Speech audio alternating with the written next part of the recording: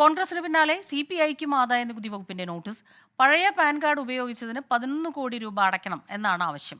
ബൽറാം നെടുങ്ങാടി ചേരുന്നുണ്ട് ഡൽഹിയിൽ നിന്ന് വിവരങ്ങളുമായി. ബൽറാം, എന്താണ് ഇതിന്റെ ഒരു വിശദമായ വാർത്തകൾ എന്തൊക്കെയാണ്? ഈ പാൻ കാർഡ് പഴയത് ഉപയോഗിച്ചു, അതെവിടെ എങ്ങനെ ഉപയോഗിച്ചു എന്നുള്ള വിവരങ്ങളുണ്ടോ? എന്താണ് കൂടുതൽ വിശദാംശങ്ങൾ?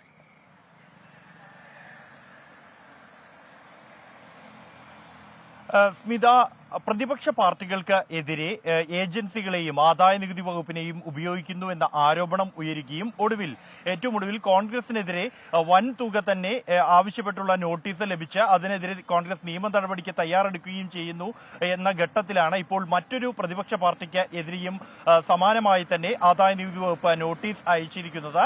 CPIക്കാണ് ആദായനികുതി വകുപ്പ് ഇന്ന് നോട്ടീസ് നൽകിയിരിക്കുന്നത്. 11 കോടി രൂപയുടെ കുടിശ്ശിക അടയ്ക്കണം എന്ന് ആവശ്യപ്പെട്ടുകൊണ്ടാണ് ഈ നോട്ടീസ്.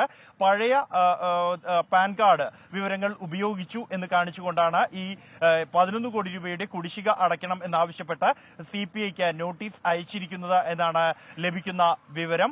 ഒരു ദക്ഷിണേന്ത്യൻ സംസ്ഥാനത്തിൽ നിന്നാണ് ഈ പഴയ പാൻ കാർഡ് ഉപയോഗിച്ചത് എന്നുമുള്ള വിവരമാണ് ലഭിക്കുന്നത്. എന്തായാലും ഈ നോട്ടീസ് അടക്കം നിയമവിദഗ്ധരുമായി പരിശോധിച്ച് ഇതിന് മറുപടി നൽകും എന്നാണ് പാർട്ടിയുടെ തീരുമാനം.